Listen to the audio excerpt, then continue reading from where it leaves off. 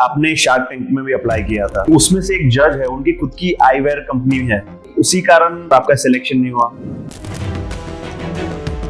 India में अगर total addressable market देखा जाए तो 80,000 करोड़ का मार्केट है और ब्रांड स्टोर्स और मॉम एंड पॉप स्टोर्स को मिला दें तो मोर देन 1 लाख शॉप्स हैं।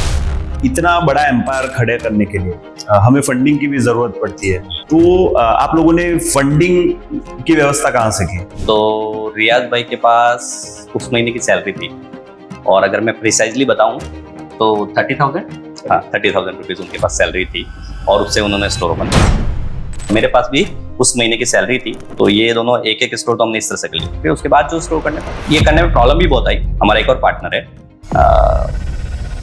जी, जो हमारे साथ जो हो रहा है वो पार्टनर कर रहा है।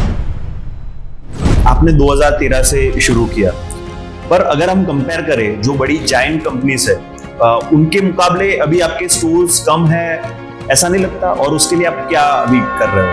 कि आपका सर्कल, आपका बैकग्राउंड बहुत इम्पैक्ट करता है। हम लोग IIM या IIT से नहीं है। स्पेक्टालुक ऑप्टिशियंस और दूसरी आईवेयर कंपनीज या फिर दूसरी ऑप्टिकल ब्रांड्स में क्या फर्क है? स्पेक्टालुक का स्पेक्टा बूस्ट प्लान क्या है और why it is so important? तो ये बहुत लिस्ट है। कुछ कंपनी में बड़ी बड़ी ब्रांड है, उनमें तो 50-60% भी ये रेशियो है कि इतने रिटर्न आते हैं प्रोग्रेसिव से। हमको ये पता चला है कि कहाँ प्रॉब्लम आती है।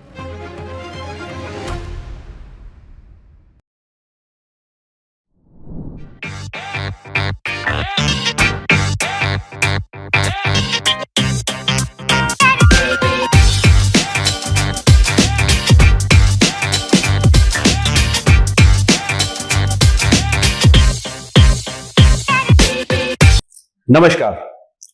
दो अलग अलग धर्म, दो अलग अलग स्टेट, पर एक ही सपना। एक राजस्थान के उदयपुर से और दूसरा गुजरात के अहमदाबाद से। दोनों ने शुरुआत की एक गरीब परिवार से और सीमित संसाधनों से, लेकिन दिल में था बड़ा विजन। साल 2010 में शुरू हुई इनकी जर्नी आज बन चुकी है कामयाबी की मिसाल। 43 स्टोर्स, 150 से ज्यादा लोगों का परिवार और एक सक्सेसफुल बिजनेस। पहले ये दोनों अलग अलग ऑप्टिकल कंपनी में काम करते थे, पर अब इनका मिशन है कि इंडिया की लार्जेस्ट आईवेयर ब्रांड बनाना, और इसी विजन के साथ इन्होंने स्पेक्टालुक ऑप्टिशियंस की शुरुआत की। एक ऐसी कंपनी जो बिलीव करती है क्लैरिटी, क्वालिटी और कंफर्ट में। साथ ही हम जानेंगे इनकी शार्क टैंक की जर्नी के बारे में। आज हमारे साथ है director of Spectaluck Shri Naresh Chaudhary and Shri Riyaz Imani. Welcome to the show sir. Thank you. पहले ये बताइए कि आपकी जर्नी की शुरुआत कैसे हुई और आप एक दूसरे को कैसे मिले? मैं उदयपुर के पास एक छोटा सा गांव है, वहां से बिलोंग करता हूँ और पापा मेरे टेलर थे, तो कुछ मेडिकल रीजन की वजह से वो काम नहीं कर पाते थे। तो इनिशियली मेरे दोनों भाइयों ने 8 या 9 तक पढ़ के पढ़ाई छोड़ दी थी और दोनों काम के लिए घर से निकल गए और मैं घर पे था। तो मैंने, पापा मम्मी और हम तीनों ने मिलकर एक छोटी सी चाय की टपरी चलाते थे और इस तरह से मेरी 12th तक की पढ़ाई भी मैंने गांव से की। 12th के बाद मैं अहमदाबाद आ गया काम के सिलसिले में और मेरे दोनों भाइयों की शादी हो गई थी, तो वो घर पे आ गए थे। तो घर पे इतना रहने का सेट नहीं हो रहा था तीनों लोगों का, तो इसलिए मैं मूव हो गया यहाँ पे। फिर यहाँ पे मैंने जब आया तो मेरे एक रिलेटिव के साथ रहा था और मैं सुबह अर्ली मॉर्निंग पेपर डालने का काम करता था और दिन को मैं ऑफिस बॉय की जॉब से चालू किया था। और इस तरह से फिर मैंने अलग अलग कंपनियों में काम किया। तो मेरी जो दूसरी कंपनी मैंने काम किया था वो सुभिक्षा करके थी, तो वहां मेरी मुलाकात मेरी अभी जो करंट वाइफ है उससे हुई थी। तो उसने मुझे बोला कि अगर आपको सक्सेस होना है मतलब जॉब में, तो आपको ग्रेजुएशन कंप्लीट करना चाहिए। तो फिर मैं इस तरह से जॉब करता गया और साथ साथ में मैंने गुजरात यूनिवर्सिटी से अपना ग्रेजुएशन कंप्लीट किया। और उसकी भी एक अलग कहानी है, क्योंकि वो गुजराती में पढ़ के मैंने हिंदी में एग्जाम दिया था और मैं नया था, गुजराती मेरे लिए थोड़ा डिफिकल्ट था, पर वो एक अलग है। और फिर 2009 में मैं लास्ट कंपनी थी KB फेयर प्राइस करके, तो वहां पे जॉब कर रहा था। तो वो कंपनी बंद हो गई थी, तो उस समय मेरे पास जॉब नहीं थी और मेरी वाइफ उसमें थी टाइटन I+ में। तो फिर मैंने जब उनसे बात की कि जॉब के लिए, तो उन्होंने बोला कि अभी एक सूरत सिटी में टाइटन में वैकेंसी है कैशियर की। तो फिर मैं सूरत चला गया, तो वो जॉब मिल गई मुझे। तो सूरत में पहली बार मैं टाइटन I+ में मैं ऑप्टिकल बैकग्राउंड में आया, ऑप्टिकल लाइन्स में आया। और जब सूरत था तो विजन एक्सप्रेस करके कंपनी थी, तो वो इंडिया में एक्सपांशन कर रहे थे, तो उन्होंने अहमदाबाद में अपना स्टोर खोलने वाले थे, तो उन्होंने वैकेंसी निकाली थी, तो मैंने वहाँ इंटरव्यू दिया था। तो वहाँ पे जब मैंने इस्कॉन मॉल में ज्वाइन किया, तो वहाँ पहली बार मेरी रियाज भाई से मुलाकात हुई थी। तो यहाँ हमारे मिलने तक का उसके पीछे का बैकग्राउंड इस तरह से। और आपकी जर्नी के बारे में सर? मैं अहमदाबाद से बिलोंग करता हूँ। मेरा एजुकेशन वाइज देखें तो मैंने बीएससी विद मैथ्स किया है, और मेरा प्रोफेशनल करियर की शुरुआत 2004 में हुई थी। शुरुआत में मैंने आईसीआईसीआई बैंक में होम लोन बेचने से शुरुआत किया था, और उसके बाद मैंने सुभिक्षा, आदित्य बिरला के मोर फॉर यू करके एफएमसीजी स्टोर्स में रिटेल में करीबन 6 साल काम किया था। उसमें मेरा वेरियस रोल्स थे, ऑपरेशंस थे, फिर स्टोर लॉन्च था, उसका कैचमेंट सर्वे करना, स्टोर का लोकेशन आइडेंटिफाई करना। तो वो इनिशियल एक्सपीरियंस मेरे लिए बहुत हेल्पफुल रहा बिजनेस शुरू करने में। जो कॉन्फिडेंस दिया, वो इनिशियल बैकग्राउंड मेरा बहुत हेल्पफुल रहा। और 2010 में मैंने भी विजन एक्सप्रेस ज्वाइन किया था, और 2010 में हम लोग, मैं और नरेश मिले थे। अपने आईवेयर कंपनी की जर्नी के बारे में बताइए, और जब पहली बार आपने जॉब छोड़ने का सोचा, जब आप दोनों ने, और खुद का स्टार्टअप करने का सोचा, तो घर वालों का रिएक्शन क्या था? आयर की जर्नी तो मैंने जैसे आपको बताया कि मैंने टाइटन आई प्लस से ऑप्टिकल लाइन में आया मैं, पर विजन एक्सप्रेस में जब हम साथ में थे तो हमारा बॉन्ड थोड़े टाइम में अच्छा हो गया था। एक्चुअली वो मेरे मैनेजर थे और मैं वहाँ सेल्स पर्सन था, पर हमारा बॉन्ड अच्छा हो गया था टाइम के साथ में। तो फिर 2 साल बाद क्या हुआ कि मेरे को प्रमोशन मिला था विजन एक्सप्रेस में, तो मैं जामनगर स्टोर पे चला गया था एज अ स्टोर मैनेजर, और रियाज भाई यहीं पे थे। और 2013 में रियाज भाई का सोशल उनको टाइम देना पड़ता था वहाँ पे ज्यादा उनके समाज में, तो उसकी वजह से उनको टाइम जॉब का सेट नहीं हो रहा था। तो उन्होंने डिसीजन लिया कि मुझे ऑप्टिकल शॉप खुद का करना पड़े, तो थोड़ा टाइम का फ्रीडम मिलेगा। तो ये पर्पस के साथ में 2013 में उन्होंने अपना स्टोर खोला।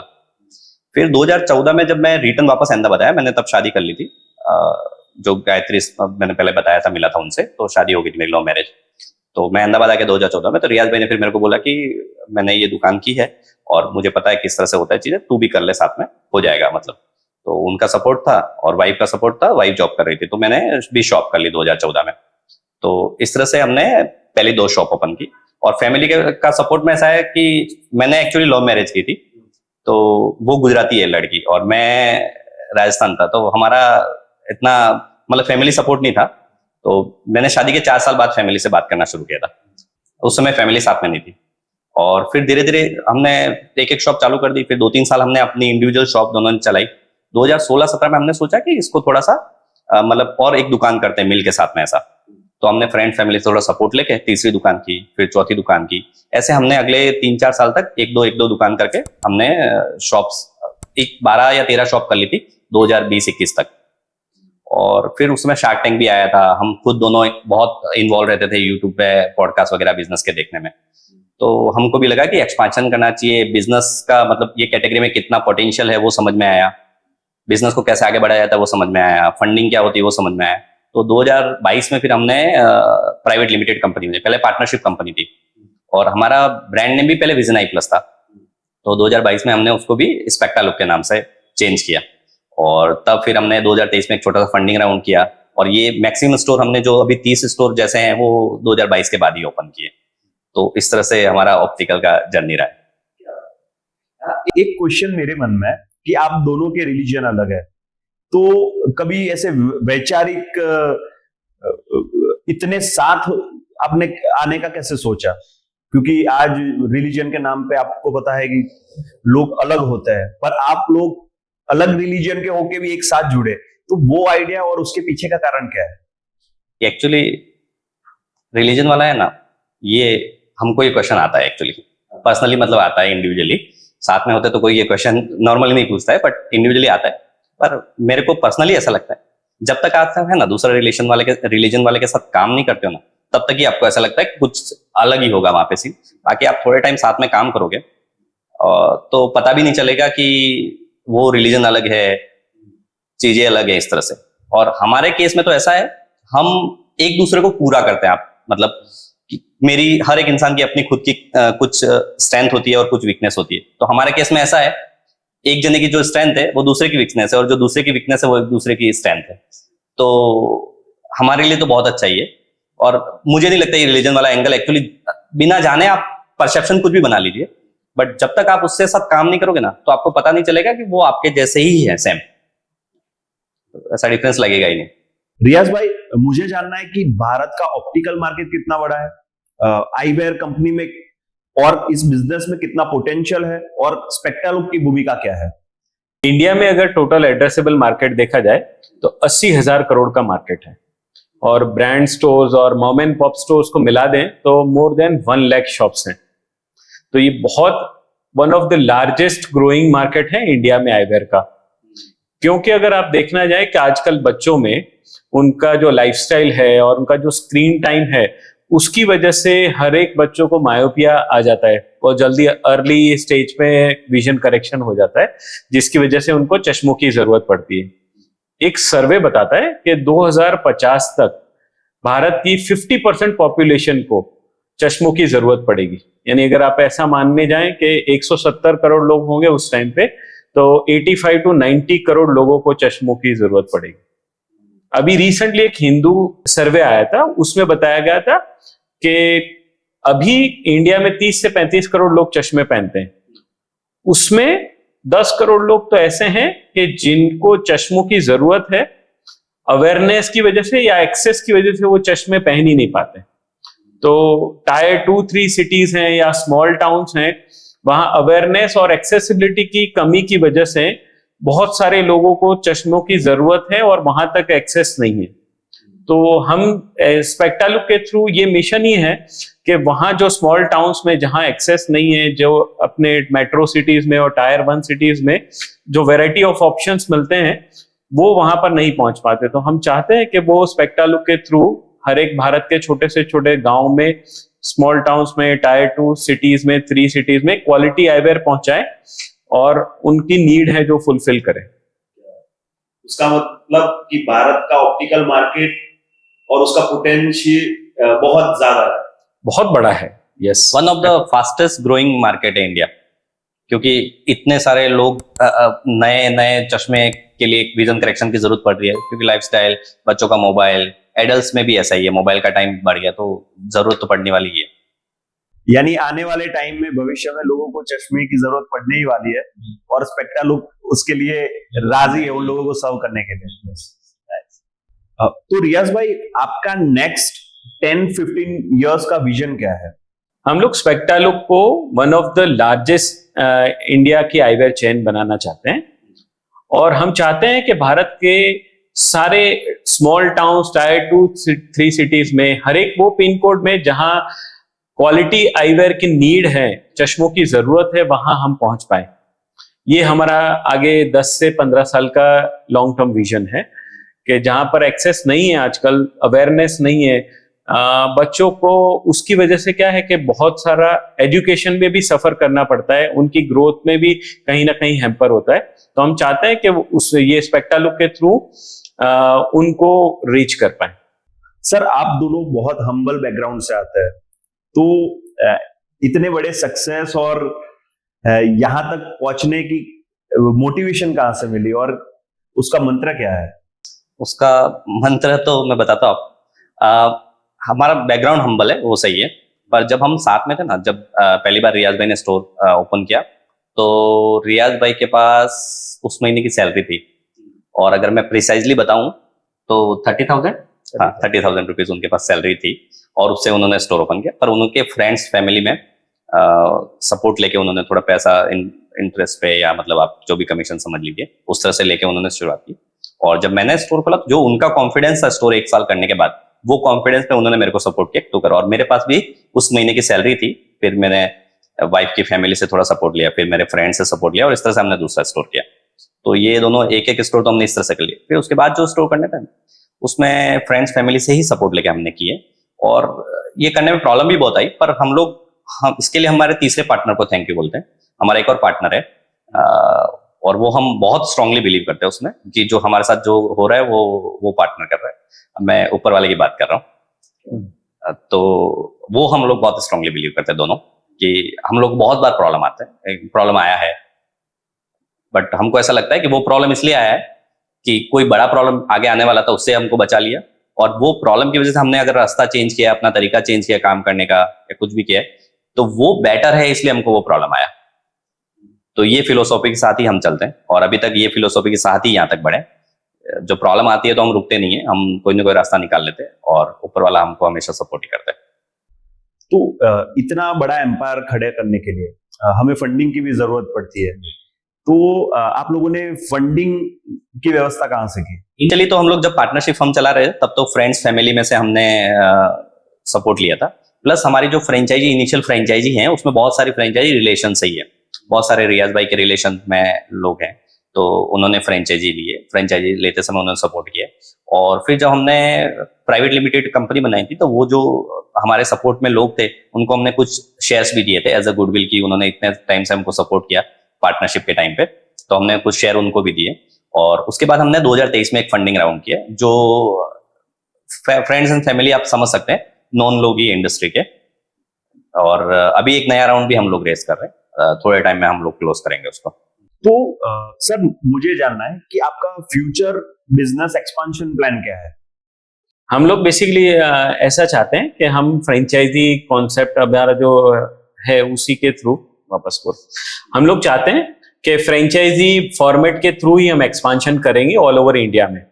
नियर फ्यूचर अगर आप देखें तो हम लोग अभी गुजरात में प्रोमिनेंटली है, राजस्थान, एमपी और महाराष्ट्र में आने वाले टाइम में डेवलप करेंगे और फिर पैन इंडिया में जाने वाले हैं। हमारे 3 तरह का फ्रेंचाइजी फॉर्मेट है। एक है फोको, जिसमें मेट्रो सिटीज और बड़ी टायर 1 सिटीज में हम लोग ये कॉन्सेप्ट देते हैं, जहां पे फ्रेंचाइजी इन्वेस्टमेंट करता है और कंपनी ऑपरेट करता है वो स्टोर्स को, उनको कमीशन प्रोवाइड करता है। दूसरा कॉन्सेप्ट है जो एस्पायरिंग एंटरप्रेन्योर्स हैं, जो ऑलरेडी कहीं ना कहीं जॉब करते हैं एम्प्लॉई और उनको खुद का बिजनेस ओपन करना है, तो उनको हम सपोर्ट करते हैं, जो फ्रेंचाइजी ऑपरेटेड और फ्रेंचाइजी इन्वेस्टेड फॉर्मेट है, जो फोफो मॉडल है। तीसरा मॉडल जो है वो बहुत ही इंटरेस्टिंग मॉडल है। इसमें हम चाहते हैं कि जो ऑलरेडी एग्जिस्टिंग ऑप्टिशियंस हैं, जो बिजनेस कर ही रहे हैं और उनको कहीं ना कहीं वो चैलेंज है, उनको एम्पावर करना चाहते हैं। जो एग्जिस्टिंग फ्रेंचाइजी है उनको ही स्पेक्टालुक की फ्रेंचाइजी में कन्वर्ट करके, जो एग्जिस्टिंग चश्मे की दुकानें हैं उनको ही फ्रेंचाइजी में कन्वर्ट करके उनको एम्पावर करना चाहते हैं। ये 3 मॉडल के थ्रू हम आने वाले टाइम में एक्सपांड करना चाहते हैं। यानी आपके साथ बात करके ये लग रहा है कि आपके जो विचार है वो भी बहुत नोबल है, तो मुझे लगता है कि ये कंपनी फ्यूचर में भी बहुत आगे जाएगी, क्योंकि आपका विजन लोगों से अलग है और मिशन भी लोगों से अलग है। नाइस। सर मेरा सवाल है कि आपने 2013 से शुरू किया, पर अगर हम कंपेयर करें जो बड़ी जायंट कंपनीज है उनके मुकाबले अभी आपके स्टोर्स कम है, ऐसा नहीं लगता? और उसके लिए आप क्या अभी कर रहे हो? बहुत राइट क्वेश्चन है सर आपका। हमने 2013 से फर्स्ट स्टोर ओपन किया था, 2014 में इन्होंने अपना स्टोर ओपन किया था। हमने 2-3 साल अपना ये ब्रेड एंड बटर कंप्लीट करने के लिए ही ये स्टोर्स चलाए। तब इतना बड़ा विजन नहीं था, तो 2016-17 में हमको ऐसा लग रहा था, पार्टनरशिप फॉर्म किया और तीसरा स्टोर ओपन किया, और उसी तरह से हम हर एक साल 2-2 स्टोर ओपन करते थे, नए नए वेराइटी ऑफ फ्रेंचाइजी मॉडल में। आफ्टर कोविड हमको ऐसा लग रहा था, ये तब तक शार्क टैंक भी आ गया था, और हमको ऐसा लग रहा था कि हम इसी आईवेयर इंडस्ट्री में बहुत बड़ा कर सकते हैं। तब तक हमको थोड़ा सा और विजन समझ में आ रहा था। बहुत सारे हम उस दौरान ही पॉडकास्ट भी देख रहे थे, तो उसी के थ्रू हमको ऐसा लगा कि हमको इसी में एक्सपांड करना चाहिए।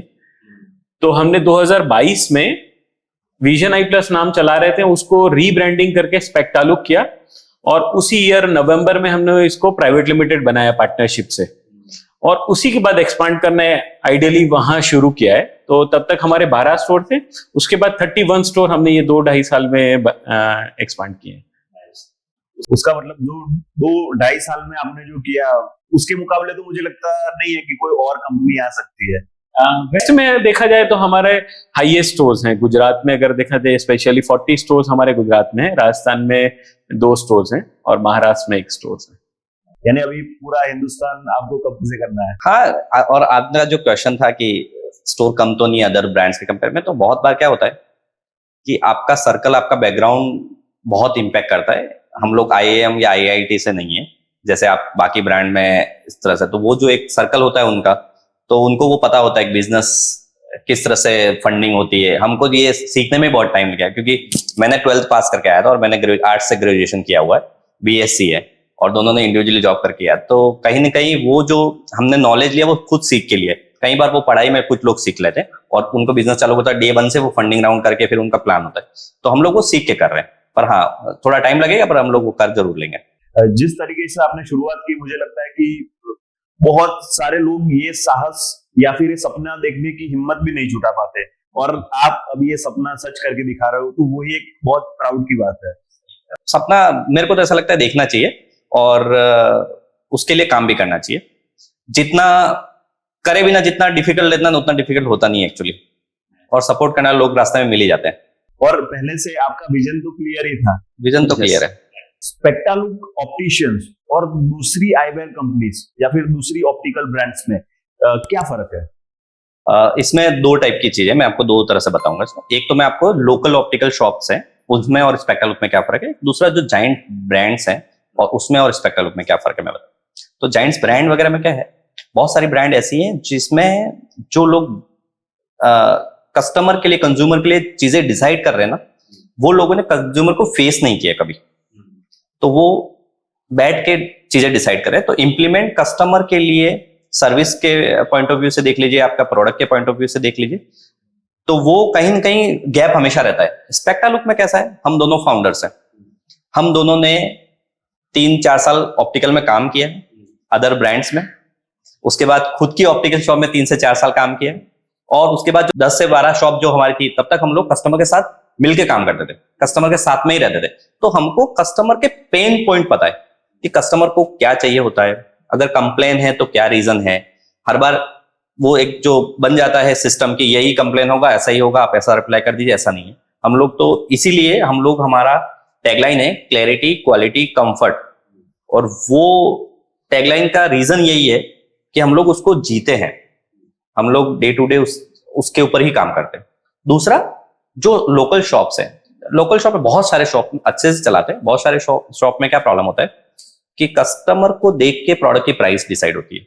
बहुत बार सर्विस के लिए कस्टमर को समटाइम ऐसा लगता है मैं जाके आर्ग्यूमेंट नहीं करूंगा या मैं जाके चिल्लाऊंगा नहीं तो सामने वाला मुझे सर्विस नहीं देगा, और ऐसा होता है।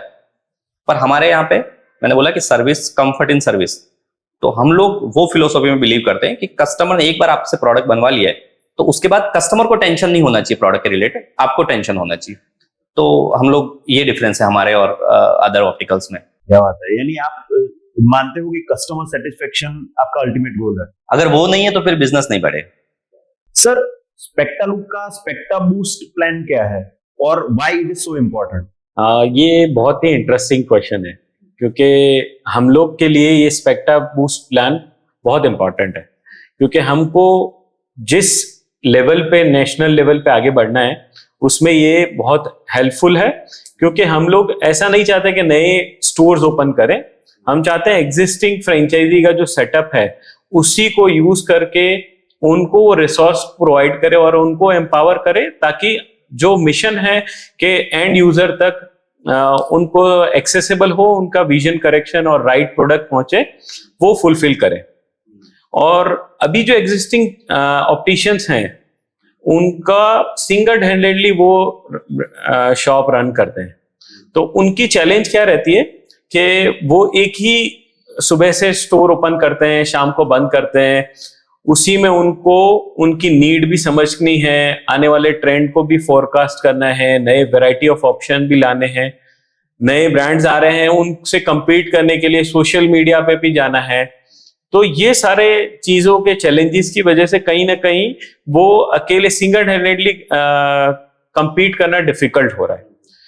तो हम चाहते हैं कि उनको बैक एंड सपोर्ट प्रोवाइड करें, जहां हम राइट प्राइस पे, बहुत ही कंपेटिटिव प्राइस पे उनको वैरायटी ऑफ ऑप्शन दें, क्वालिटी प्रोडक्ट्स दें, जो ब्रांडेड प्रोडक्ट्स होती हैं वो प्रोडक्ट्स उनको अफोर्डेबल प्राइस पे प्रोवाइड करें, उनको सोशल मीडिया उनका हैंडल करें, उनका गूगल माई बिजनेस हैंडल करें, ताकि जो आने वाला कंज्यूमर है, बहुत ही एजुकेटेड है आज का कंज्यूमर, और वो देख कर ही आता है सोशल मीडिया पे, इंटरनेट पे, तो उनको चॉइस, वैरायटी ऑफ ऑप्शन ज्यादा मिले चॉइसेस मिले, और ताकि वो देख पाए कि जो एक ट्रस्ट फैक्टर है कि उनको जो प्रोडक्ट दिख रहा है वही मिलेगा या नहीं मिलेगा। और आफ्टर सेल सर्विस भी बहुत अच्छा हमारा क्या है कि वैरायटी ऑफ स्टोर्स बहुत सारे लोकेशन पे हैं, तो उनको सही प्रोडक्ट सही दाम पे मिले, वो हमारा मिशन है। तो उसी के थ्रू हम ये स्पेक्टालुक बूस्ट के प्लान में एग्जिस्टिंग ऑप्टिशियंस को जोड़ना चाहते हैं। यानी जो लोग के पास रिसोर्सेज नहीं है उनको आप रिसोर्सेज प्रोवाइड करोगे? हाँ, हम तीनों चीजें प्रोवाइड करते हैं। बैक एंड सपोर्ट हम लोग देते हैं, जहां मार्केटिंग का सपोर्ट चाहिए, प्रोडक्ट सपोर्ट चाहिए, डे टू डे ऑपरेशंस में उनको जहां चैलेंजेस आती हैं, जैसे बीटीएल एक्टिविटी करनी है, कहीं जाके आई चेकअप कैंप करना है स्कूल्स वगैरह में अवेयरनेस के लिए, तो वो जो सेटअप प्रोवाइड करना है वो सिंगल हैंडली एक ऑप्टिशियन नहीं कर पाता है, तो वो सारे सपोर्ट्स हम प्रोवाइड करते हैं। एक नोबल कॉज है। हाँ, हम लोग तो अल्टीमेटली चाहते हैं कि एक्सेस पहुंचे लोगों में। सर, आपने शार्क टैंक में भी अप्लाई किया था, तो आपको लगता है कि उसमें से एक जज है, उनकी खुद की आईवेयर कंपनी है, तो आपको लगता है कि उसी कारण आपके साथ नाइंसाफी हुई और आपका सिलेक्शन नहीं हुआ? ऐसा तो शायद तो नहीं होगा। हाँ, जज का अगर कॉम्पिटिटर कंपनी आती है तो आई थिंक अलाउड करते हैं, क्योंकि मैंने देखा दूसरी कंपनियां भी, दूसरे जज की जो कंपनियां हैं, तो उनके सामने उनकी कॉम्पिटिटर कंपनी को अलाउ किया ही है शार्क टैंक में। बट हमारे केस में ऐसा है कि हमारे जो मतलब फ्यूचर कॉम्पिटिटर है वो स्पॉन्सर भी है, तो होना तो नहीं चाहिए, बट बिजनेस है, तो बिजनेस वर्ल्ड में तो ये चीजें पता नहीं अब कॉर्पोरेट में कैसे होती है, हुआ है कि नहीं, हमको तो ऐसा नहीं लगता है, बट पता नहीं। फिर इससे याद आया कि ये मेरा पर्सनल सवाल है, शार्क टैंक में अप्लाई करने के लिए क्या क्राइटेरिया होता है, जैसे किसी और को करना है? देखिए, शार्क टैंक में अभी रजिस्ट्रेशन उनका शायद चालू ही है सीजन 5 का, और या तो शायद थोड़े दिन पहले क्लोज देखना पड़ेगा। शार्क टैंक बहुत इजी है। सबसे पहले आपको एक 12 पेज का डिटेल्स भरना होता है, जिसमें आपको अपने बिजनेस की जो बेसिक डिटेल है वो मांगेंगे, आपकी पर्सनल डिटेल, जो भी अप्लाई कर रहा है उसकी पर्सनल डिटेल, कुछ बैकग्राउंड वगैरह मांगेंगे।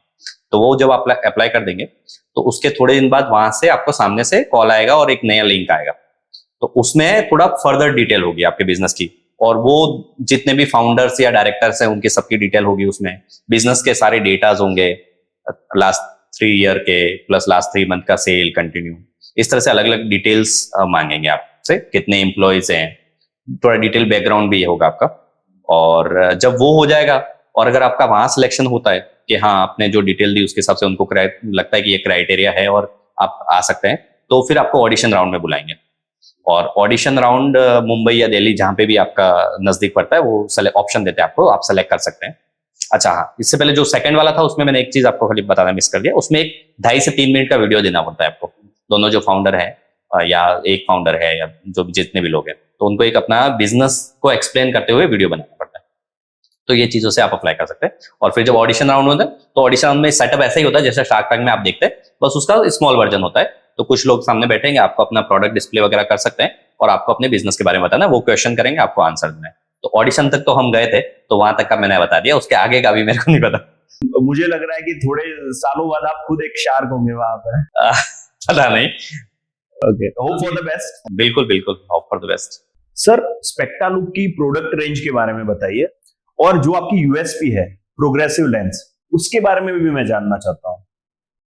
स्पेक्टालुक में प्रोडक्ट रेंज के बारे में अगर बात करेंगे, तो हमारे पास बस बच्चों से लेके एज 65 या सीनियर सिटीजन जो भी है उनके लिए, सबके लिए प्रोडक्ट रेंज है।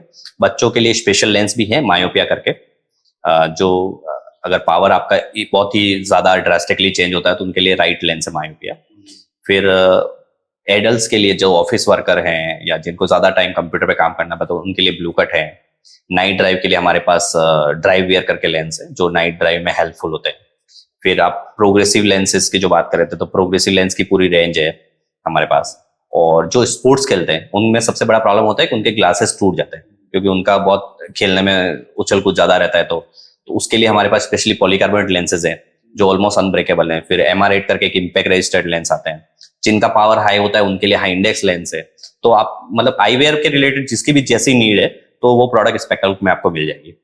प्लस आपने प्रोग्रेसिव लेंस का पूछा, प्रोग्रेसिव लेंस मैंने आपको पहले ये भी बताया था कि हम दोनों ने कस्टमर के साथ में रह के काम किया है। तो प्रोग्रेसिव लेंस में हमारी एक्सपर्टीज है कि हमने वो सेटअप किया है, वो समझा है कि कहाँ पे कस्टमर को प्रोग्रेसिव ग्लासेस अडेप्ट नहीं होते। समटाइम्स क्या होता है कि जो शॉप्स हैं वहां से लोग अदर शॉप में से प्रोग्रेसिव बनवाते हैं, तो उनको कंफर्टेबल नहीं लगते, थोड़े टाइम में या तो कंप्लेन में रिटर्न आते हैं, या ये एक जनरल है मार्केट में प्रोग्रेसिव लेंस को लेके, इसलिए बहुत सारे लोग पहनते भी नहीं है प्रोग्रेसिव, यही रीजन की वजह से कि कंफर्टेबल नहीं होगा। पर हमारे यहाँ पे अगर हम लोग 100 चश्मे डिलीवर कर रहे होंगे प्रोग्रेसिव, तो उसमें से 5 में ऐसी कंप्लेन आएगी कि एडजस्टमेंट की जरूरत है, वो भी कंफर्टेबल हो जाता है एडजस्टमेंट करने के बाद। तो ये बहुत लिस्ट है। कुछ कंपनी में बड़ी बड़ी ब्रांड है, मैं मतलब नाम नहीं लूंगा, बट उनमें तो 50-60% भी ये रेशियो है कि इतने रिटर्न आते हैं प्रोग्रेसिव। तो हमने जो कस्टमर के साथ में टाइम स्पेंड किया, उससे हमको ये पता चला कि कहाँ प्रॉब्लम आती है प्रोग्रेसिव में। इसलिए वो हमने हमारे फिटिंग डिपार्टमेंट में, हमारे जो स्टाफ है जो मेजरमेंट्स वगैरह लेते हैं, वहां पे फ्रेम सिलेक्शन जब करवाते, फ्रेम का सिलेक्शन जब करवाते, तो उसमें ये चीजों का ध्यान रख के हमने इसको लीस्ट कर दिया। इसलिए हम लोग बोलते हैं कि प्रोग्रेसिव हमारी यूएसपी है। इसमें क्या है, प्रोग्रेसिव में ये जो ओवर द काउंटर प्रोडक्ट्स बेचते हैं ना, वैसा प्रोडक्ट नहीं है। ये थोड़ा सा टेक्निकल प्रोडक्ट है। इसमें हमारे पास डिजिटल मशीन्स हैं जिसके थ्रू हम फिटिंग्स करते हैं, उसका मेजरमेंट वगैरह भी डिजिटली लेते हैं। प्रोग्रेसिव में अगर आपको मैं बताऊं तो इसीलिए हमारा यूएसपी है। हम लोग का जो डिस्पेंसिंग का क्राइटेरिया है ना, बहुत अच्छा है। हमारी वेल ट्रेन्ड टीम है, उनको पता है कि कस्टमर की लाइफस्टाइल के अकॉर्डिंग कौन सी डिजाइन उनको सजेस्ट करनी चाहिए। एक दूसरा, उनका मेजरमेंट जो वगैरह लेते हैं वो डिजिटली लेते हैं ताकि एरर फ्री मेजरमेंट हो, और उसी के अकॉर्डिंग हमारा जो बैक में लैब है वहां पर डिजिटल मशीन्स वगैरह में भी फिटिंग वगैरह होता है जो एकदम एक्यूरेटली होता है। वो जो बहुत सारे क्वालिटी पैरामीटर्स के थ्रू पास होता है और उसी के बाद चश्मा कस्टमर को डिलीवर्ड किया जाता है। तो उसकी वजह से कस्टमर का जो रिटर्न रेशियो है वो बहुत ही कम हो जाता है और उसका सेटिस्फेक्शन लेवल बहुत अच्छा होता है। हम लोग वहां तक गारंटी देते हैं कि आपको कस्टमर को चश्मा नहीं पसंद आया तो हम लोग पूरा रिफंड कर देते हैं, उसकी नौबत नहीं आती। हालांकि क्योंकि बाकी जो कंपिटिटर्स ब्रांड है उसमें इस तरह के क्वालिटी चेक्स वगैरह के या डिजिटल मेजरमेंट्स लेने के रिसोर्सेस अवेलेबल ही नहीं है, और या तो वो वेल ट्रेन टीम नहीं है जिसकी वजह से वो डिस्पेंसिंग सही मायनों में कस्टमर के सेटिस्फेक्शन लेवल तक पहुंच पाए। यानी आपके प्रोडक्ट रेंज इतने सारे हैं कि कोई वन प्लेस सारे सॉल्यूशन मिल जाएंगे। बिल्कुल बिल्कुल, बच्चों से लेके सीनियर सिटीजन सबके लिए हमारे पास। और उसमें क्लैरिटी, क्वालिटी और कंफर्ट का भी ध्यान रखा जाए। वो तो सबके लिए, वो हमारा टैगलाइन है, वैल्यूज। आप टैगलाइन नहीं, आप वैल्यूज है, उसके बिना नहीं कर पाएंगे। सर, आपकी एक टैगलाइन है क्लैरिटी, क्वालिटी और कंफर्ट, तो इसका मतलब कस्टमर के लिए क्या है? इसमें ध्रुव भाई ऐसा है कि clarity in vision, quality in products and comfort in service, इसको तीनों को मैं एलैबोरेट करूं तो क्लैरिटी, हर एक चश्मा बनाने के पीछे विजन बहुत इंपॉर्टेंट है। तो उसका हम लोग उस तरह से प्रोसेस डिफाइन किया है कि आपको आई टेस्ट से लेके, हमारे डिफाइंड स्टेप्स हैं आई टेस्ट करने के लिए, तो आपका जो चश्मे का पावर डिफाइन करें वो इतना एक्यूरेट हो, फिर वहां से लेके जब तक आपका चश्मा नहीं बनता है तब तक वो क्वालिटी चेक्स सारे पैरामीटर्स में पास हो, ताकि आपने जो पावर डिस्पेंस करना है और आपसे उसको जो विजन मिलना है वो एकदम एक्यूरेट हो। और जो प्रोडक्ट का सोर्सिंग है वो हम लोग वो इंश्योर करते हैं कि वो क्वालिटी प्रोडक्ट्स हो।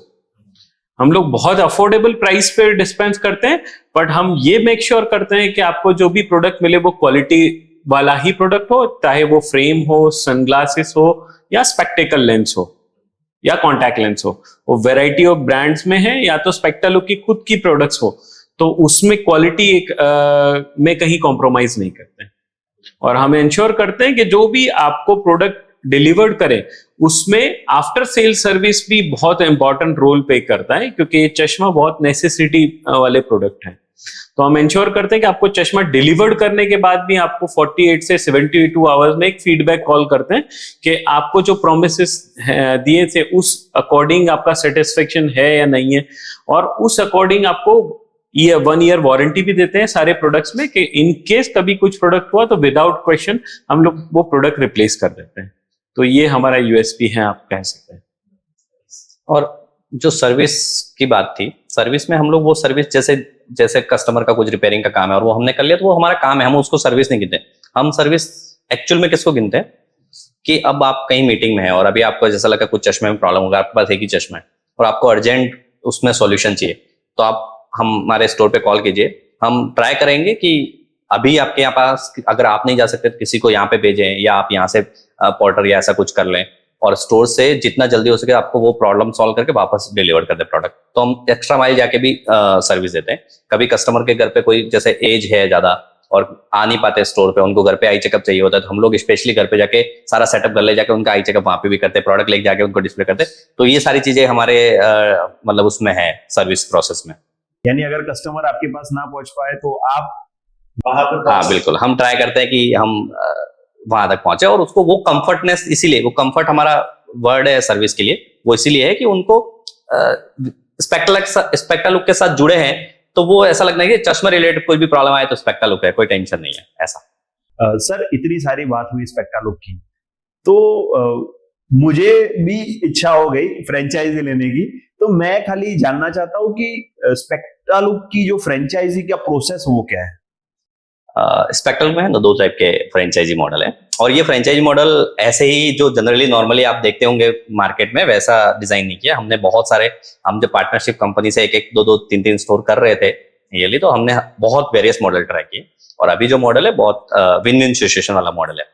तो 2 मॉडल है, एक फोफो है, एक फोको है।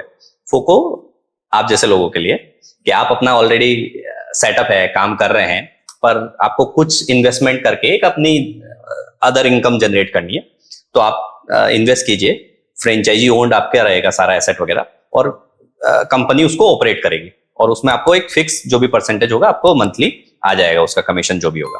ये एक मॉडल है। और दूसरा जो इंपॉर्टेंट मॉडल है वो है फोफो। तो वो मॉडल इसलिए जरूरी है, एक्चुअली हमने इतने टाइम में देखा है कि सिंगल हैंडली जो भी शॉप चला रहे हैं, जैसे हमने भी चलाई थी, तो उसके जो चैलेंजेस हैं कि एक तो आप प्रोडक्ट यूनिकनेस नहीं होता है।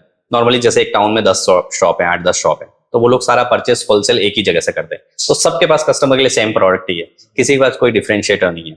प्लस ग्लासेस में ब्रांड भी वही होंगे जो मार्केट में ऑलरेडी सब जगह के पास है। फिर वो सोशल मीडिया पे इतना ज्यादा मार्केटिंग नहीं कर पाते क्योंकि वो लिमिटेड हो जाता है, एक ही आदमी कितना काम करेगा, शॉप भी करनी है, कस्टमर को भी अटेंड करना है, 10 वेंडर है या 15 वेंडर है अलग अलग टाइप के फ्रेम्स के, तो सबसे कांटेक्ट करना, सबके प्रोडक्ट फाइनलाइज करना, रोज जितने भी ऑर्डर दिए उनका हर एक ऑर्डर का अलग अलग वेंडर से, ब्रांड में दिए अलग अलग जगह से फॉलो अप लेना और जीएमबी मैनेज करना, गूगल माई बिजनेस। तो ये सिंगल हैंडली जो भी शॉप चलाते हैं उनको ये प्रॉब्लम है। तो इसीलिए हमारा फ्रेंचाइजी मॉडल में ये सारी चीजें एक्चुअली शॉप ऑनर को देखने की जरूरत ही नहीं है। फ्रेंचाइजी उनको सिर्फ कस्टमर को सेल करना है और सर्विस का ध्यान रखना है। बाकी सारा हमारा बैकएंड सिस्टम बहुत स्ट्रांग है। हमारे पास मार्केटिंग की टीम है, हमारे पास जीएमबी की टीम है, हमारे पास बेस्ट हमारे कंपनी से टाई अप है, तो हम लोग ट्रेनिंग प्रोवाइड करते हैं जो भी नई प्रोडक्ट आती है। प्लस हम लोग जो प्रोडक्ट सोर्स करते हैं वो हम लोग इंपोर्ट भी करते हैं डायरेक्ट। तो वो जो उसकी शॉप पे, कोई शॉप है इंडिविजुअल, उसकी शॉप पे पहुंचने में जितना टाइम लगता है उससे जल्दी हमारी शॉप में प्रोडक्ट पहुंच जाता है क्योंकि हम डायरेक्ट लाते हैं और उसमें लेयर्स हैं, इंपोर्टर, बड़ा होलसेलर, छोटा होलसेलर, फिर वहां तक टाउन में पहुंचने का। तो ये सारे फायदे हमारे फ्रेंचाइजी मॉडल लेते हैं तो उसमें ये प्रॉब्लम्स नहीं आते। तो इंडिविजुअली शॉप ओनर बहुत आराम से बिजनेस कर सकते हैं।